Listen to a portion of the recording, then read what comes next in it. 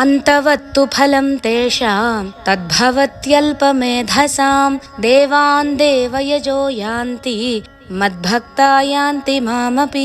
మానవులు వివిధ దేవతలను ఆరాధించి వాళ్ళ కోరికలు తీర్చుకుంటున్నారు కదా. ఆయా కోరికలను పరమాత్మ ఆయా దేవతల ద్వారా తీరుస్తున్నాడని చెప్పుకున్నాం కదా. కానీ మనం కోరే కోరికలు, పరమాత్మ ఇచ్చే ఫలితాలు అన్ని ప్రాపంచికమైనవే, తాత్కాలికమైనవే. ఎన్ని కోరికలు తీరినా తృప్తి ఉండదు, ఇంకా ఇంకా కావాలనిపిస్తూ ఉంటుంది. దానికోసం నానా యాతన పడుతూ ఉంటాం. దీనితో దుఃఖం కలుగుతుంది. ఈ కోరికలు బంధనాలను కలుగజేస్తాయి. మనుషులతోనూ వస్తువులతోనూ పెనవేసుకున్న అనుబంధం ఏర్పడుతుంది. అది ఇల్లు కావచ్చు, భార్య కావచ్చు, సంతానం కావచ్చు, బంధువులు కావచ్చు, ధనం కావచ్చు.